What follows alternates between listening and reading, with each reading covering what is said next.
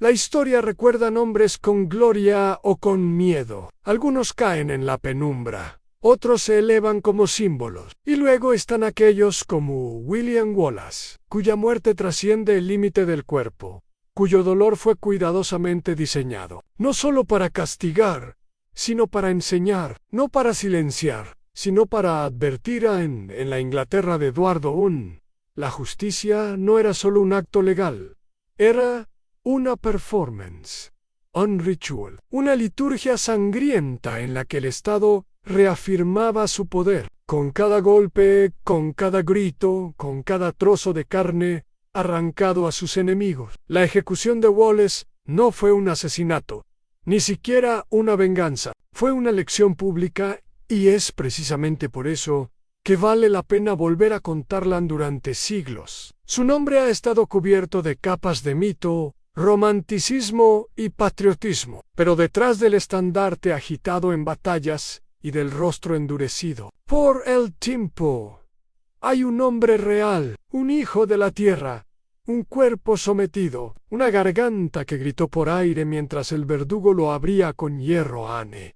Este no es un relato sobre la libertad. Es un descenso pausado hacia el terror ritualizado, una disección histórica de cómo el poder, cuando se ve amenazado, convierte el castigo en espectáculo, el dolor en advertencia y el cuerpo humano en mensaje. Porque cuando William Wallace fue ejecutado el 23 de agosto de 1305, no fue simplemente para acabar con su vida, fue para marcar con fuego y sangre cada rincón del reino, para recordar a todos los que se atrevieran a levantar la voz, que el precio de la desobediencia no sería rápido, ni limpio, ni privado. La ejecución comenzó mucho antes del hacha.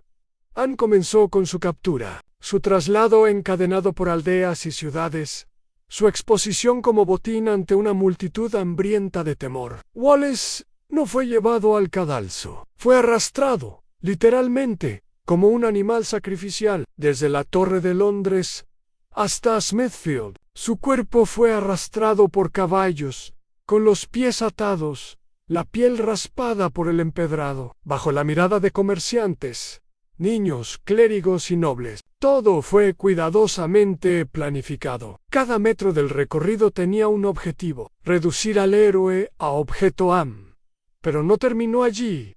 Lo que le esperaba en Smithfield era un ritual que incluso en la brutalidad medieval sobresalía por su refinamiento en la crueldad. Fue colgado, pero no hasta morir. Fue abierto en vida, sus entrañas sacadas lentamente, sus genitales quemados frente a sus propios ojos. Su cuerpo fue decapitado, y lo que quedaba dividido en 4 partes, no para ser enterrado, sino para ser enviado como cartas sin palabra a las esquinas del reino: Londres, Newcastle, Berwick, Stirling. No eran destinos, eran advertencias. Así se construyó el mensaje con fuego, hierro y silencio. Porque el verdadero castigo no era solo físico, era simbólico, era público, era sagrado. En la lógica del poder, hacer sufrir al enemigo no basta. Hay que convertirlo en mito, pero uno que sirva de jaula, no de inspiración. Sin embargo, el mensaje falló porque a pesar de la desmembración, a pesar del humo y del miedo, el nombre de Wallace no se borró. Al contrario, se multiplicó, se cantó en tabernas, se susurró en capillas, se grabó en piedra y madera. Con cada fragmento disperso de su cuerpo surgió una semilla de leyenda, y en esa paradoja, en esa falla estructural del terror, radica el verdadero núcleo de esta historia. Este documental no es una celebración, tampoco una denuncia. Es una reconstrucción, un intento de volver, sin anestesia, al instante donde un cuerpo fue convertido en símbolo, donde la piel habló más fuerte que la palabra. Bienvenidos al último camino de William Wallace. Bienvenidos al Teatro del Poder. Bienvenidos a Smithfield. Mucho antes de convertirse en un mártir descuartizado, William Wallace Fue un niño, un muchacho nacido en una Escocia no libre, en una tierra que ya hablaba en susurros de ocupación y subordinación. La fecha exacta de su nacimiento sigue siendo motivo de debate, pero la mayoría de las crónicas sitúan su llegada al mundo alrededor de 1270, en Elderslie, o quizás en Ellerslie. Según versiones, lo cierto es que nació bajo el yugo del control inglés. No conoció una Escocia independiente, solo conoció una nación vigilada, fragmentada y humillada en su padre. Malcolm Wallace fue un noble menor, probablemente con tierras limitadas, pero suficiente honor como para criar a sus hijos en el orgullo nacional. William no creció entre lujos, pero sí entre convicciones. Desde muy joven, la guerra era una constante. No guerras declaradas con ejércitos de uniforme, sino pequeñas asfixias cotidianas ante impuestos injustos, soldados extranjeros en castillos locales, ejecuciones públicas de disidentes Han. En este contexto, Wallis aprendió a leer, algo poco común para un hombre de su clase, y adquirió conocimientos básicos en latín y religión. Pero su verdadera formación vino de las experiencias que se imprimen en la carne. Aprendió a montar, a cazar, a empuñar la espada. Aprendió, sobre todo, a desconfiar mientras su generación maduraba. Escocia era un tablero político que ardía. En 1286, el rey Alejandro III de Escocia murió sin heredero varón. 3 años después, su nieta, la doncella de Noruega, también falleció. El trono quedó vacante. Fue entonces cuando Eduardo I de Inglaterra, ya apodado Longshanks, intervino y propuso mediar en la sucesión escocesa. Pero su mediación no era neutral. Pronto impuso como rey a John Balliol, un noble escocés obediente a la corona inglesa, y con él llegó la subordinación abierta.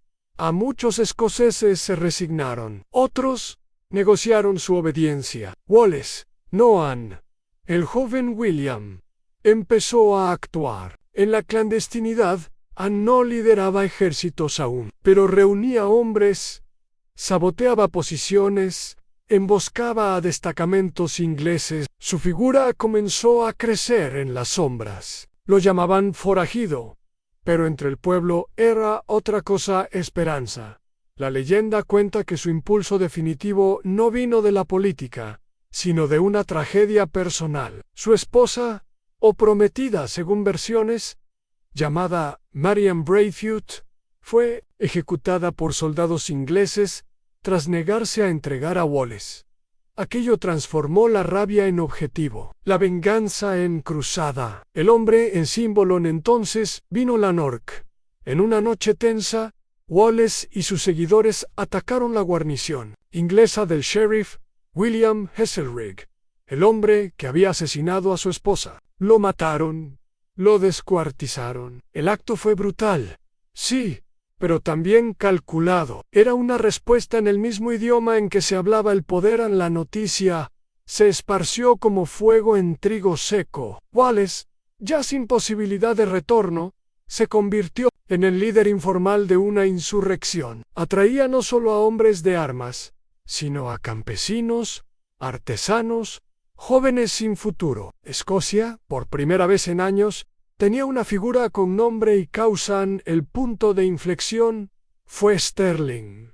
La batalla del puente de Stirling, en 1297, fue una obra maestra táctica. Wallace, junto con Andrew Murray, aprovechó el estrecho puente para obligar al ejército inglés a cruzar en columnas delgadas. Cuando una parte suficiente del ejército invasor había pasado, ordenó el ataque. Lo que siguió fue una masacre por primera vez. El poder inglés sangró de forma escandalosa en suelo escocés. Wallace fue nombrado guardián de Escocia. Su imagen se consolidó, pero también atrajo la atención personal de Eduardo, y quien ya no veía en él a un rebelde rural, sino a un peligro geopolítico. Wallace no era rey, ni noble de alto rango. No tenía castillos, No tenía un ejército profesional, tenía más inquietante legitimidad popular. Y eso, en manos de alguien que se negaba a negociar, era imperdonable. Eduardo organizó entonces una campaña aplastante en la batalla de Falkirk. Wallace fue derrotado. Su ejército, formado en gran parte por campesinos y hombres mal armados, no pudo hacer frente a la caballería pesada inglesa. La derrota marcó un antes y un después. Wallace renunció a su cargo. Se retiró a la clandestinidad. Pero no de luchar. Pasaron años. Wallace viajó a Francia, buscó apoyo internacional, volvió a Escocia y siguió combatiendo. Pero el cerco se cerraba. Su leyenda era más peligrosa que su espada. Capturarlo se convirtió en una prioridad. Finalmente fue traicionado John de Menteith, un noble escocés aliado de los ingleses. Lo entregó cerca de Glasgow. Wallace fue tomado vivo y enviado a Londres. El rey tenía sus manos y lo convertiría en lección. No sería una ejecución, sería una ceremonia de poder. La captura de William Wallace no fue tratada como la de un prisionero de guerra. Fue la detención de un símbolo, y el poder sabía lo que debía hacer con los símbolos: exhibirlos, humillarlos y quebrarlos públicamente. Desde el primer momento, su traslado a Londres se diseñó no con eficiencia militar, sino con cálculo teatral. El objetivo no era solo llevarlo a juicio, sino exponerlo, mostrar que el cuerpo que había desafiado a un rey ahora se arrastraría ante él. La ruta elegida para su transporte no fue la más directa, sino la más visible. A través de pueblos y villas, Wallace fue arrastrado en carreta abierta, encadenado, expuesto a las miradas, a las burlas, a los escupitajos. Los pregoneros anunciaban su paso, y las multitudes se reunían no para juzgarlo, sino para ver con sus propios ojos cómo el monstruo del norte, el traidor, era reducido a simple hombre ampero. Había una disonancia. Aunque muchos lo veían como criminal, otros sentían una inquietud distinta. Incluso bajo cadenas, Wallace no mostraba miedo, no suplicaba, no bajaba la mirada. Esa dignidad silenciosa comenzaba a incomodar al llegar a Londres. Fue encarcelado en la Torre Nagi.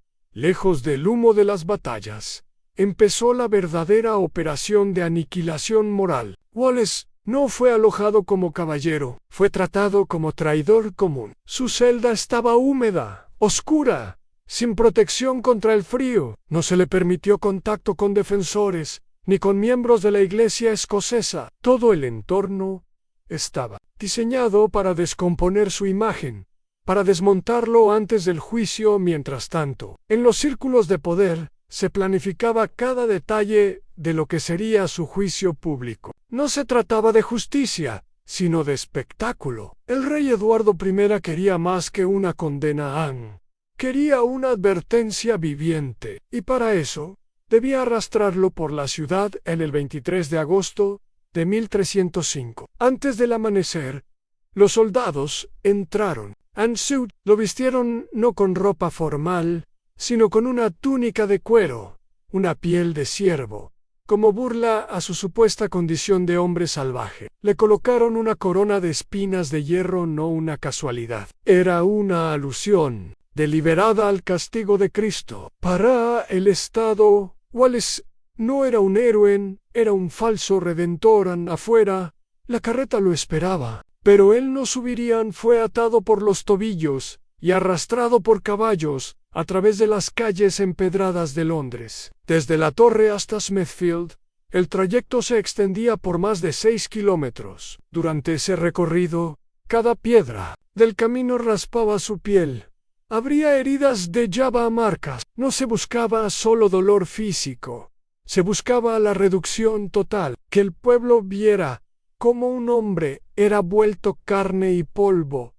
Bajo el peso del imperio, los gritos de burla se mezclaban con el ruido de las ruedas. Niños corrían tras él, ancianos lo miraban en silencio, mujeres lloraban, algunos lanzaban piedras, otros bajaban la mirada. El final del recorrido fue Smithfield, una explanada abierta, donde solían realizarse ferias, justas y, ocasionalmente, ejecuciones públicas. Allí lo esperaba la multitud. Miles de personas se agolpaban para ver el desenlace. No sabían aún cuán meticulosa sería la destrucción. Anne fue atado al patíbulo. Sus piernas sangraban. Su espalda era un mapa de heridas abiertas. Y aún así, no pidió clemencia. No mostró miedo antes de comenzar la ejecución. Selah Lyron. Los cargos, entre ellos han traición al rey, asesinato, herejía. Wallace, en voz firme, respondió que nunca había jurado lealtad a Eduardo, y cómo podía ser traidor de un monarca que no reconocía. Aquella respuesta, aunque verdadera, no cambió nada. El veredicto ya estaba dictado. Lo que seguiría sería un ritual, un acto sagrado del terror de Estado. No había misericordia preparada para ese día. Solo el cuchillo, el gancho y el fuego han.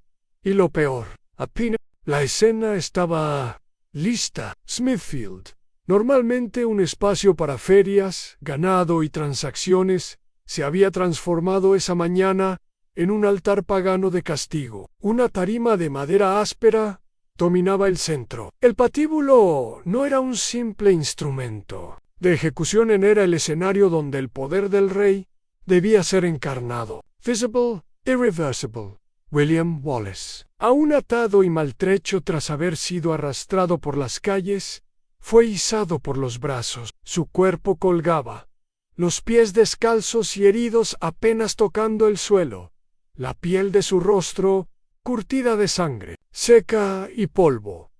Pero lo que seguía no era para darle muerte. Al contrario, cada paso había sido diseñado para prolongar su sufrimiento, para exprimir hasta el último aliento de dolor, no por necesidad, sino por mensaje. Primero fue ahorcado, se le colocó la soga al cuello y se le elevó hasta que apenas podía respirar. Los músculos de su cuello se tensaban, sus piernas pateaban el aire.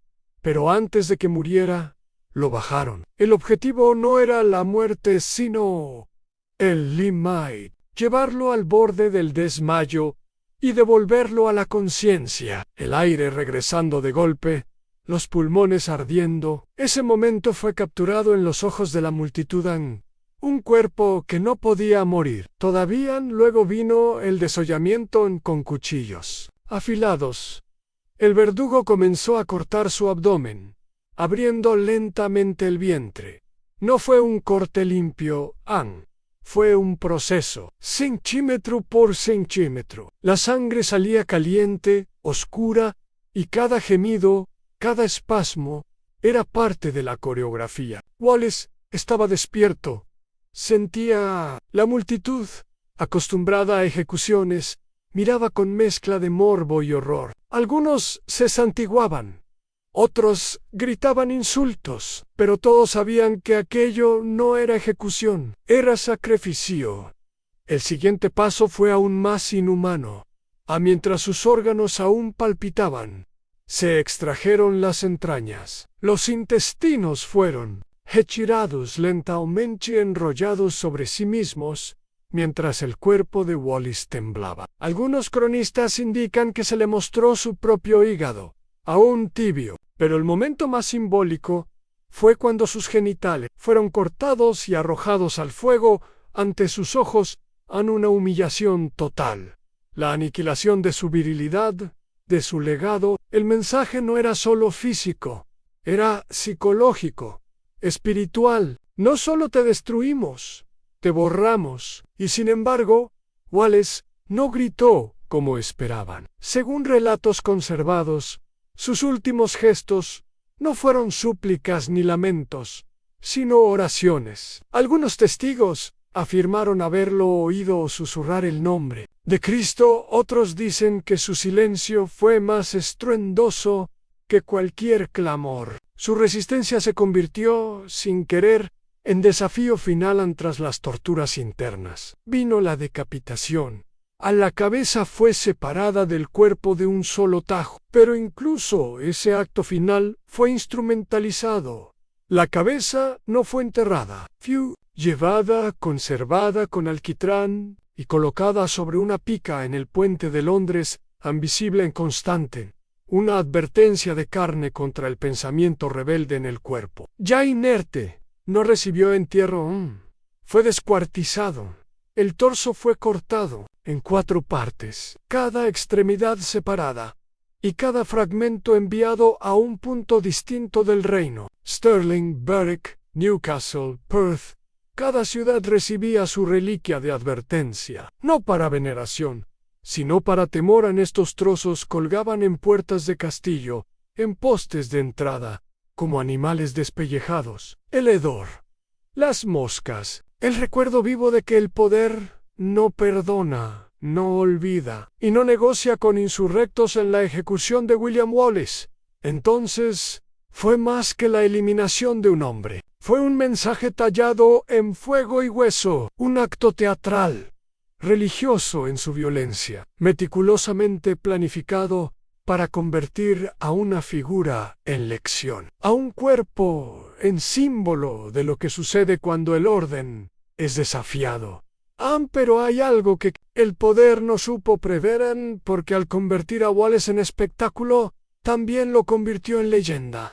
Tras la ejecución, Londres volvió a respirar como si nada hubiese ocurrido. Las calles fueron lavadas, la plataforma desmontada, y la multitud dispersada entre comerciantes, pregoneros y campesinos sin más espectáculo que el de su propia miseria diaria. Pero la sangre de William Wallace no se evaporó del aire. El mensaje no había terminado con su último aliento. Al contrario, apenas empezaba en el cuerpo, ahora sin cabeza, fue reducido a fragmentos deliberadamente seleccionados, 4 extremidades y el torso separado. La idea era tan política como simbólica, en que ninguna parte de su ser descansara completa, que su cuerpo nunca volviera a unirse, y que cada región del reino recibiera un testimonio visual de lo que ocurre con quienes desafían al poder. Central en el destino de cada parte, no fue elegido al azar su brazo derecho.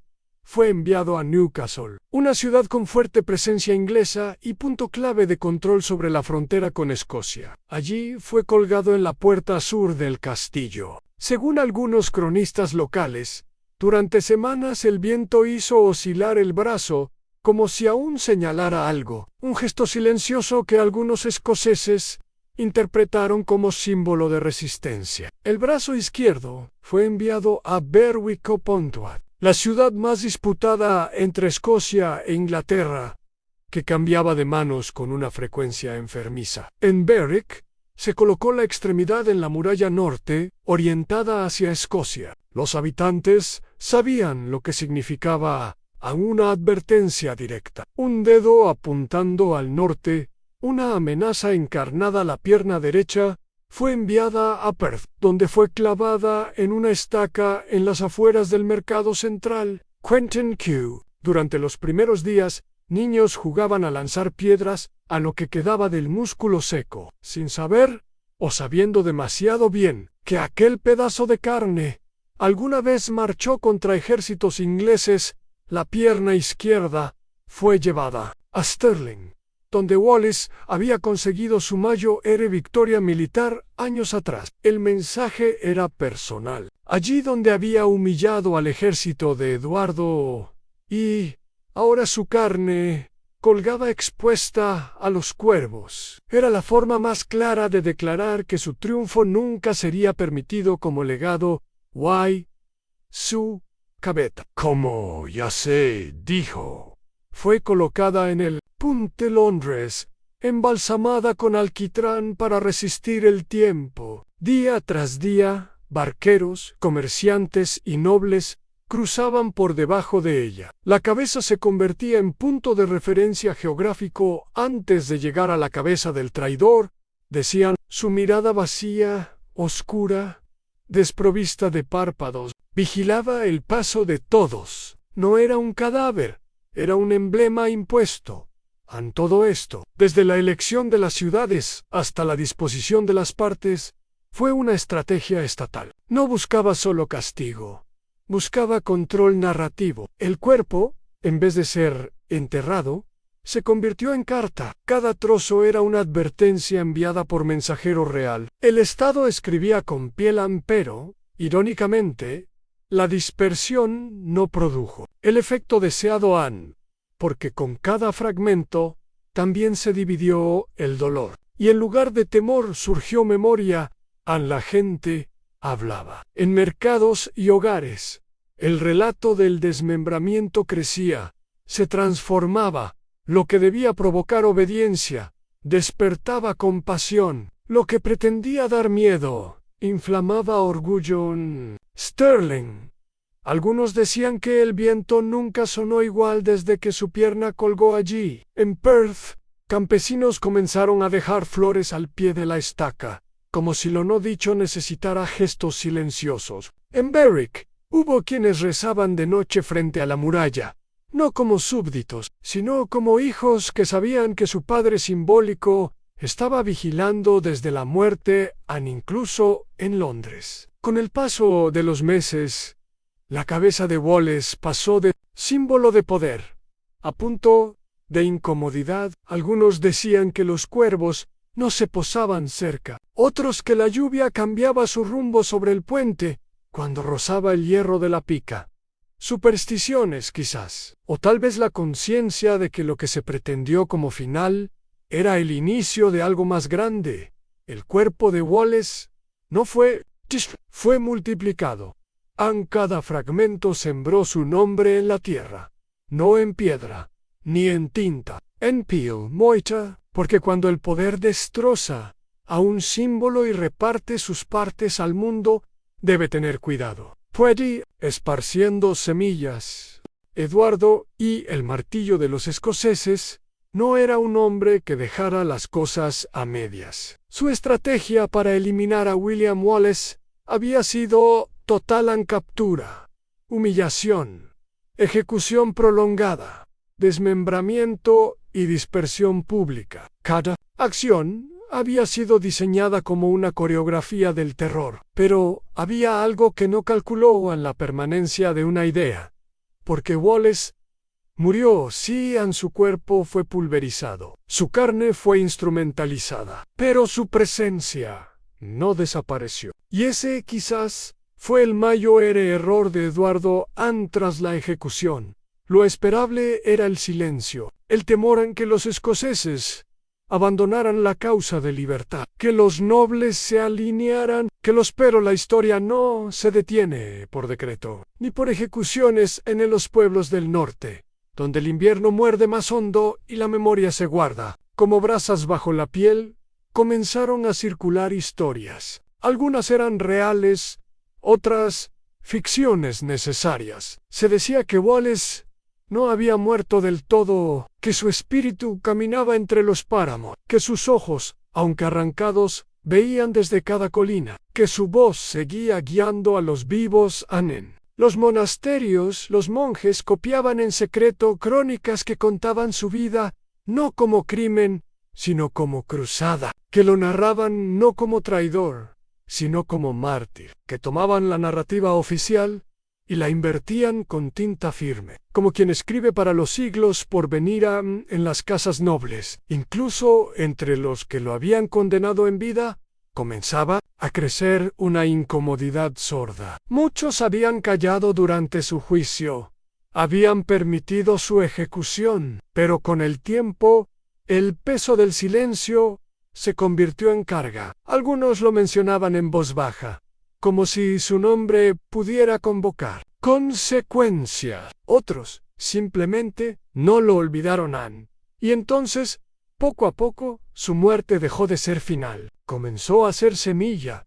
Los jóvenes que no lo conocieron en vida, crecieron oyendo su nombre. No en textos oficiales, sino en fogatas, canciones de taberna, leyendas contadas por abuelos. En esas historias, Wallace no gritaba de dolor, gritaba libertad. No era arrastrado, caminaba con la frente en alto, no moría, se transformaba, en el intento de erradicarlo por completo, había fracasado. A la sangre derramada no se borró con lluvia, se incrustó en la tierra. La violencia destinada a infundir obediencia produjo lo contrario. En resistencia, en Robert T. Bruce, quien tiempo atrás había dudado, quien incluso había negociado con el trono inglés, empezó a tomar nota. Vio en la figura de Wallace algo que trascendía la política. Vio una oportunidad no solo de retomar la lucha, sino de anclarla en una causa espiritual. Wallace fue usado como bandera. Su memoria se convirtió en estandarte. Su sacrificio en legitimación en 1314. Casi una década después de la ejecución de Wallace, Escocia logró una victoria crucial en la batalla de Bannockburn, y aunque Wallace no estuvo allí, su sombra fue más densa que cualquier armadura. Los soldados gritaban su nombre, lo llevaban en el corazón, en las espadas. En la furia la independencia no fue inmediata, pero sí inevitable. Y cuando finalmente se reconoció a Escocia como reino soberano, la figura de Wallace ya no era una herida, era una raíz en los ingleses. Lo habían matado para borrar su influencia. Sin saberlo, la multiplicaron porque Wallace no fue vencido por la espada. Fue elevado por el miedo que despertó en quienes lo ejecutaron. Porque cuando el poder necesita hacer un espectáculo de la muerte, está revelando algo, su propia debilidad. El cuerpo se rompe. El espíritu, no siempre. El tiempo tiene la habilidad de borrar cuerpos, pero no siempre puede silenciar significados. Lo que comenzó como un asesinato meticulosamente orquestado, se convirtió, con los siglos, en una contradicción viva en el castigo que pretendía extinguir. A William Wallace terminó por inmortalizarlo. Su muerte fue, sin duda, una de las más horribles jamás registradas en la historia británica. Pero su legado, alimentado por esa misma brutalidad, adquirió dimensiones míticas durante generaciones. El nombre de Wallace pasó de labios temblorosos a canciones populares y cantos y quejas a literatura nacional. Su historia dejó de ser propiedad exclusiva de Escocia. Pasó a formar parte de una narrativa más amplia, la de los oprimidos frente al poder, la del individuo frente al imperio, la de la dignidad frente al aparato estatal.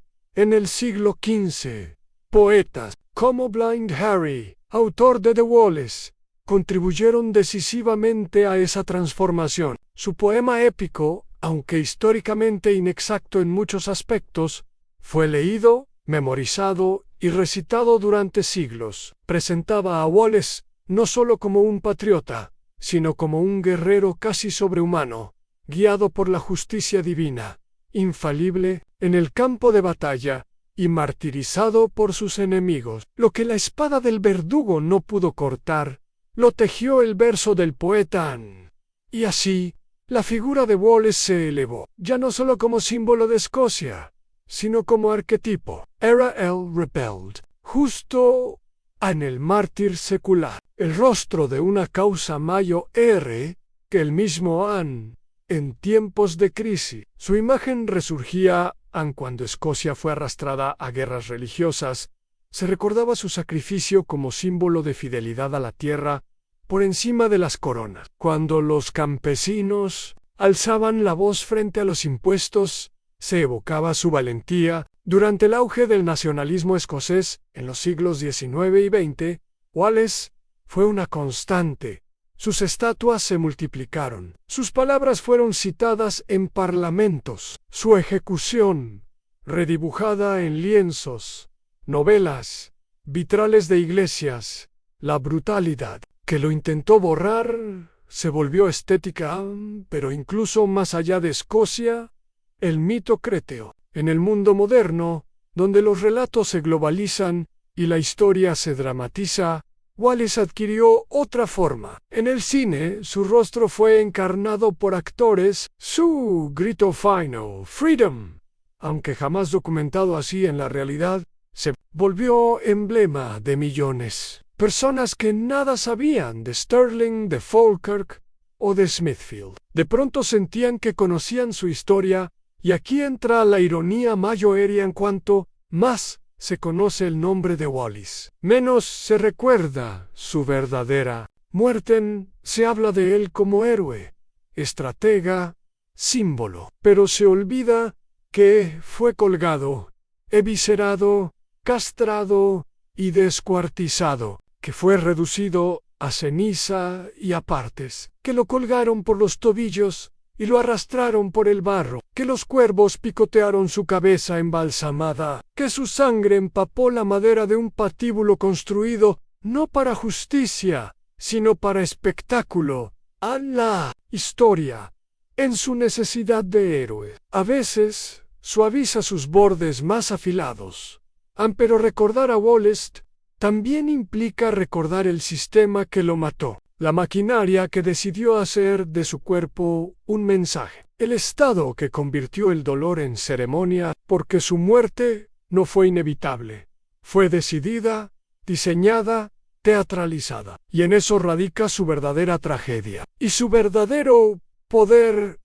No, murió en batalla, rodeado de aliados, murió solo, han humillado, han abierto en canal, ante una multitud, pero no gritó, no pidió perdón, no se retractó. Hasta el último instante fue lo que siempre fue, fiel a sí mismo, fiel a su causa, fiel a la idea de que el poder no puede ser absoluto. Si alguien se atreve a decir que no, esa palabra no aún resuena, no al tirano, no a la sumisión, no al olvido.